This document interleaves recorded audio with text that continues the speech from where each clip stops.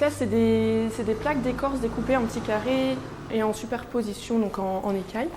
Là, il y a la même technique en fait, mais avec un végétal, ça s'appelle des oreilles d'ours ou feuilles de stakis.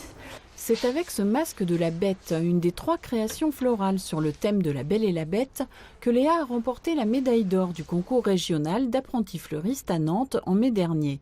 Depuis, Léa a repris son apprentissage chez Pascal Briard, fleuriste à Rochecorbon. Une médaille d'or, une fierté partagée entre le patron et son apprenti. Ça représente déjà un aboutissement parce que je l'ai prise en apprentissage. Quand elle était arrivée, elle était timide, réservée, elle ne savait pas faire grand-chose. Et au bout d'1 an et demi, 2 ans, elle est capable de faire des beaux bouquets, des belles présentations.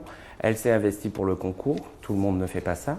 Mais c'est une satisfaction à la fois personnelle pour elle, mais aussi pour le maître de stage. C'est une fierté personnelle. Et puis, c'est une bonne expérience à vivre en tant que jeune aussi. Voir si on fait aussi du bon boulot par rapport aux autres, d'apprendre d'autres choses par rapport... pour s'expérimenter pour les concours. La finale nationale du meilleur apprenti fleuriste aura lieu à Paris fin septembre, mais pas de stress pour Léa, même si le thème du concours n'est pas encore connu.